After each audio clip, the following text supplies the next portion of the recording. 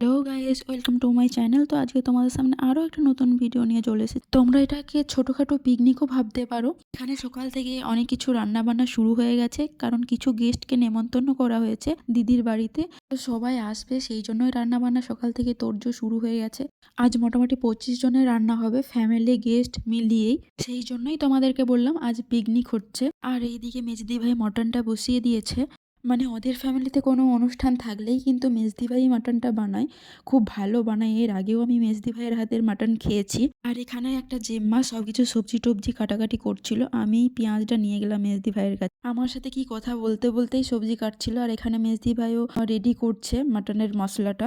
এখানে মেজো পিসিয়া মাটনটা নিয়ে চলে এসছে। এখানে মোটামুটি 7 কিলোর মতো মাটন ছিল। এটা কিন্তু কচি পাঁঠার মাংস ছিল। আবার চলে এলাম মেজদি ভাইয়ের কাছ থেকে রান্নার ঘরে কি করছে দেখার জন্য।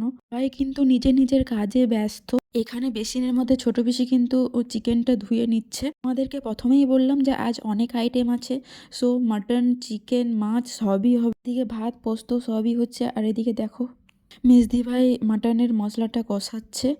এইভাবেই মাটনটা বানিয়েছিল, কিন্তু খুব সুন্দর খেতে হয়েছিল। দেখো টমেটোটা দিয়ে দিল, এরপর ভালোভাবে নেড়ে চেড়ে একটু কষিয়ে নিচ্ছে।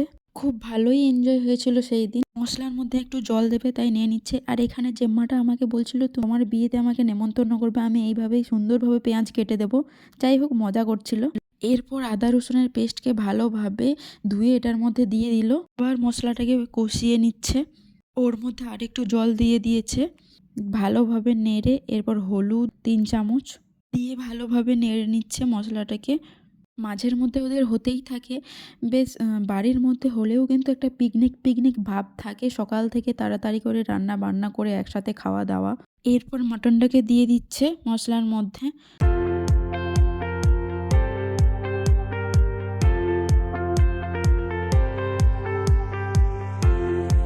ভালোভাবে মশলার সাথে মিশিয়ে নিয়ে এরপর ঢাকাটা দিয়ে দিয়েছে। আর এইদিকে কিন্তু আলুগুলো তার আগে ভালোভাবে ভেজে নিয়েছে এবং ঢাকা খুলে পরে নুন দিয়ে মিক্সড করে নিচ্ছে। আগে নুন দিলে কিন্তু জল বেরিয়ে যেত মাংসটা থেকে, সেই জন্য নুন দেয়নি। ঢাকাটা খুলে পরে নুনটা দিয়েছে।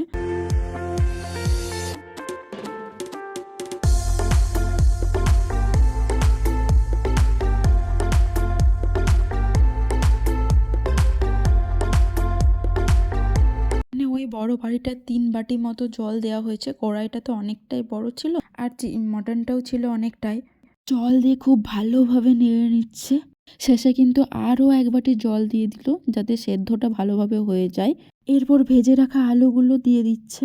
ভালোভাবে আবারও মাংসটাকে নেড়ে দিল। এখনই যা মাংসটা সেন্ট উঠেছে অসাধারণ। তাহলে খেতে কেমন হবে খুব বুঝতেই পারছো। এরপর আরও ঢাকাটা দিয়ে দিল সেদ্ধ করার জন্য। অনেকক্ষণ এইভাবেই রেখে দিয়েছিল যাতে সেদ্ধ হয়ে যায় তাড়াতাড়ি। এরপর লাস্ট ফিনিশিং যেটা দেবে, ঢাকাটা খুলেই ওই ধনেপাতাগুলো জলের মধ্যে কিন্তু ভিজিয়ে রেখেছে মোটামুটি আধ ঘন্টা। জল থেকে ভিজিয়ে রাখা ধনেপাতাগুলো তুলে কিন্তু এরপর মাংসর মধ্যে দিয়ে দিচ্ছে।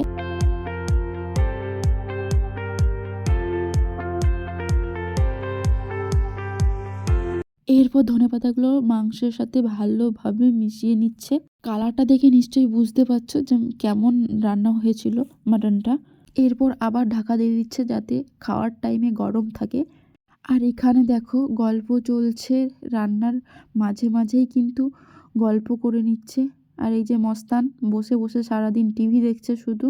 এখানে পিসিমণি কিন্তু টমেটোগুলো কেটে নিচ্ছে এবং আমসত্ত্বটা কেটে নিচ্ছে চাটনির জন্য। আর আমি বসে বসে ওখানেই গল্প করছিলাম, আর পিসিমণিও কথা বলতে বলতে এগুলো রেডি করে নিচ্ছে।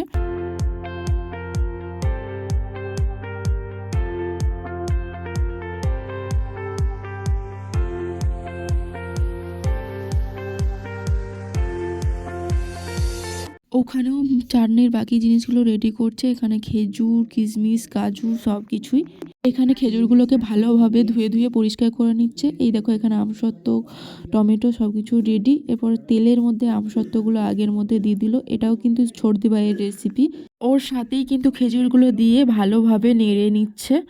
এটা সর্দি ভাই বানিয়েছে, যে যখন পেরেছে বানিয়ে নিয়েছে। যত তাড়াতাড়ি বানানো যায় সব কিছুই রেডি করা যায়, গেস্ট আসবে তো সেই জন্যই। আলাদা আলাদা গ্যাসের মধ্যে কিন্তু সব রকম রান্না হচ্ছে। এইদিকে চাটনি, ওইদিকে মাটন, সব কিছুই কারণ তাড়াতাড়ি হয়ে যাবে সেই জন্যই। এরপর টমেটোটাকে ভালোভাবে নেড়ে নিয়ে নুন দিয়ে দিচ্ছে টমেটোর মধ্যে।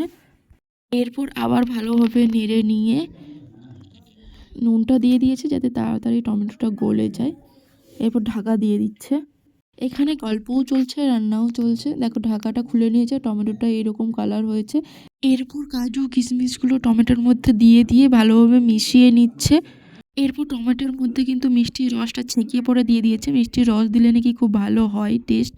এবং তেঁতুল গুলছে চাটনির মধ্যে দেবে বলে। তেঁতুলটাকেও গুলে ভালোভাবে ছেঁকে নিয়েছে। আর বাকি তেঁতুলটা আরেকটু জল দিয়ে চটকে নিয়ে আবার সেটাকে চাটনির মধ্যেই দিয়ে দেবে। বাকি তেঁতুলটাও কিন্তু ছেঁকে দিয়ে দেওয়া হয়েছে। এরপর চাটনি দেখো ফুটে গেছে, কমপ্লিট চাটনি। এবার পিসিমণি সেটাকে নামিয়ে নিচ্ছে। চাটনির কালারটাও দেখছো কি দারুণ লাগছে।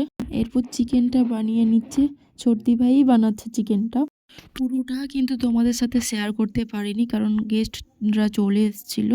কি আমিও স্নান টান করতে চলে গিয়েছিলাম, তাই পুরোটা তোমাদের সাথে শেয়ার করা হয়নি। দেখো পেঁয়াজটা ভাজার পর কিন্তু একসাথে রসুন এবং আদা বাটা দিয়ে দিচ্ছে। চিকেনটা কম ছিল তো সেই জন্য মশলাটাও কম। এরপর আদা রসুন দিয়ে ভালোভাবে ভেজে নিচ্ছে।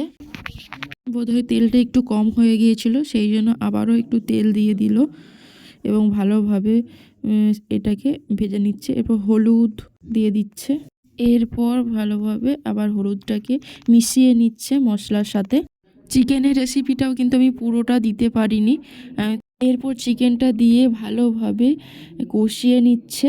মশলার সাথে ভালোভাবে মাংসটা মিশে যাওয়ার পরই কিন্তু নুনটা দিয়ে দিচ্ছে। নুনটা দিয়ে আবার নেড়ে নিচ্ছে ভালোভাবে। দেখো তলায় লেগে যাচ্ছে। এটাও আমি টেস্ট করে দেখেছিলাম, কিন্তু চিকেনটাও খারাপ হয়নি, খুব ভালোই হয়েছিল। এরপর ঢাকা দিয়ে দিয়েছে এবং ছোটদি ভাই ছিল না, সেই জন্য মেজদি ভাই আরেকবার এসে ভালোভাবে নেড়ে আবার ভালোভাবে নেড়ে নিয়ে দেখো ঢাকা দিয়ে দিচ্ছে যাতে তাড়াতাড়ি সেদ্ধ হয়ে যায়। আজ এইটুকুই তোমাদের সাথে শেয়ার করলাম।